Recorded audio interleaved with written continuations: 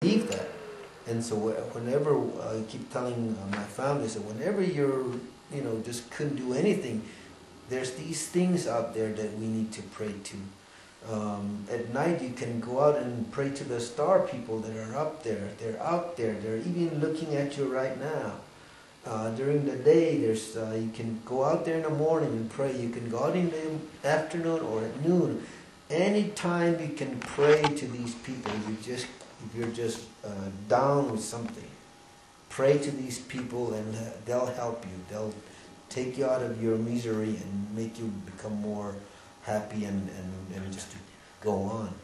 And every Hopi knows that concept, and some believe it and follow it, and some don't. But every Hopi has been introduced throughout their life. Yeah, but again, like some people that are born off the reservation won't have any information about that. So they're only genetically Hopi. They're not Hopi in their thought system, And those are the ones that Don is talking about that want to come back and change the Hopi way into the outside system. Now, it seems even before an outside system was here, there was still a struggle with human corruption. Yeah. You know what I mean? Oh. So it didn't come on the backs of the white culture.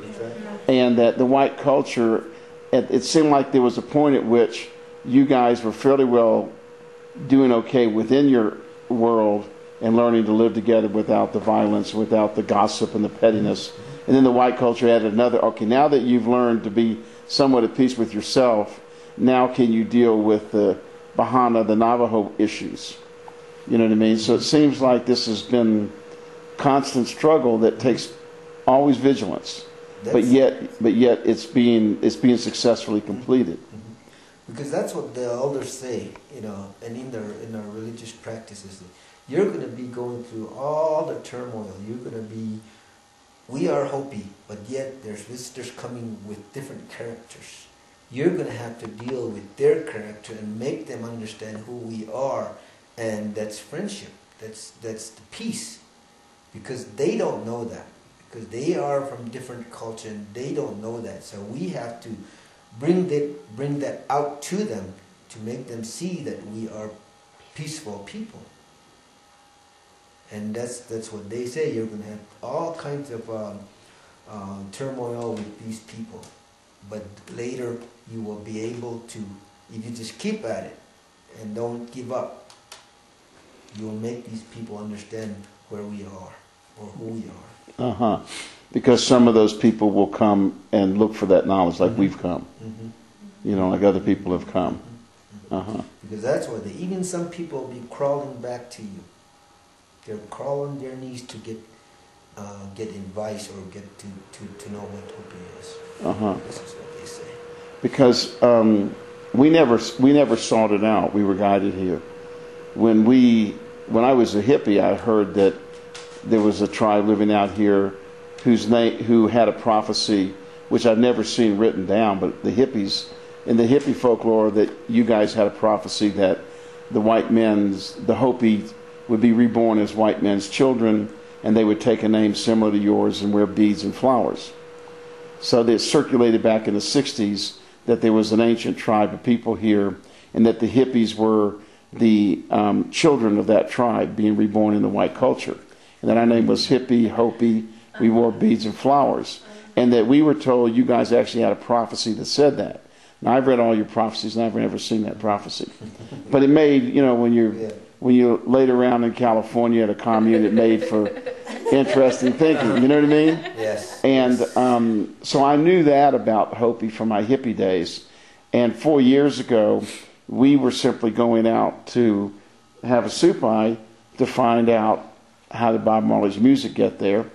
And we had 2 extra days on the 4th of July weekend. So I told Julia, well, I don't know much about Hopi, but I remember from my hippie days hearing about them, so why don't I call and we'll get a room for those 2 nights out at the Cultural Center, because that was the only hotel. I had no idea, and I was just coming as just something to do on the way to have a supai, and we pulled in over at the grocery store over by that grocery store that's now closed. Yeah. And there was a big sign up there that said, "Straight from Jamaica, Mikey Dread."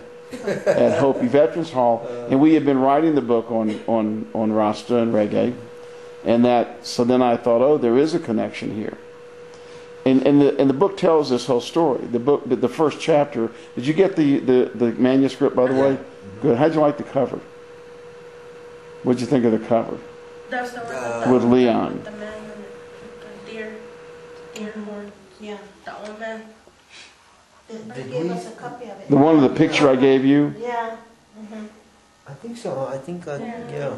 What do you, the reason I was going to use Leon is the beauty path will take you to the place Leon's at.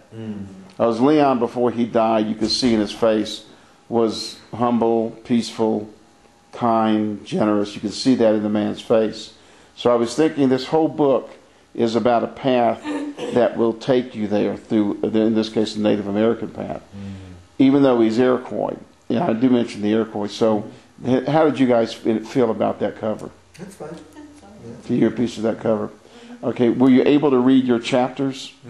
And is there things you want to tell me before I go? Not now, but before I go.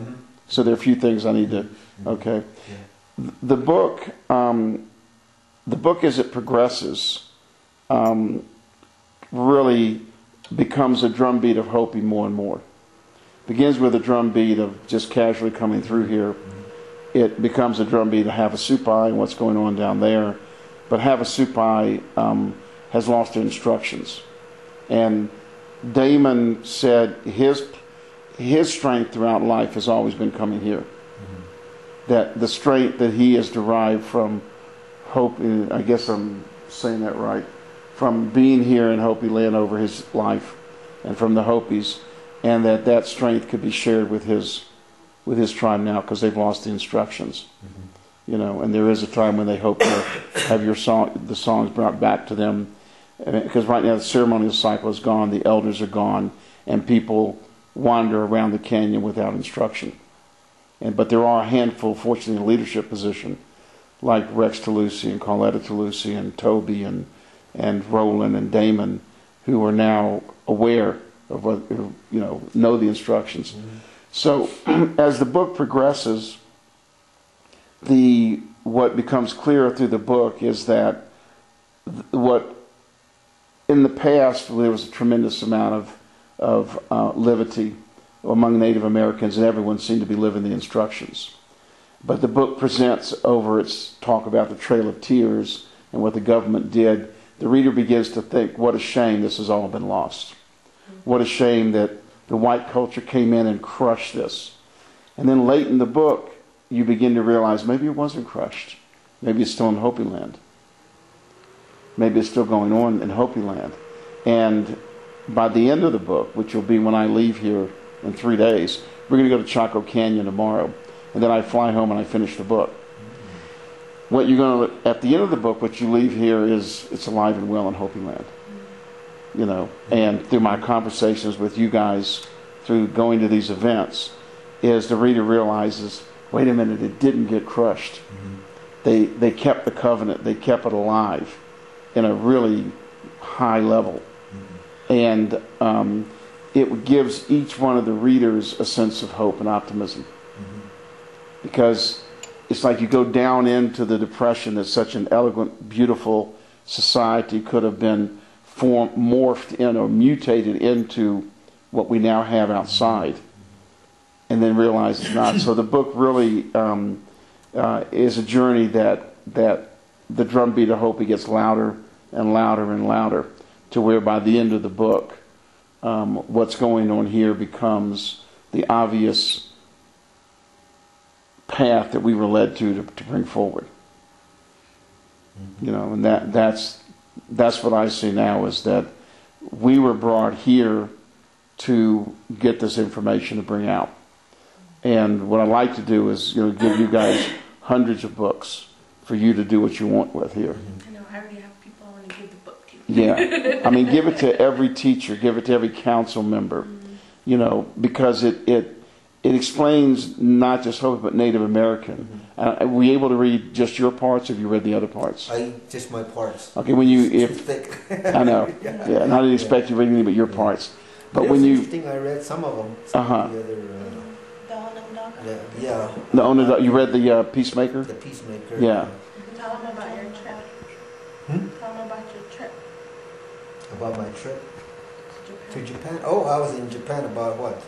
2 weeks ago? 4 weeks Two- ago? Uh-huh. And it was interesting because I never knew that Japan had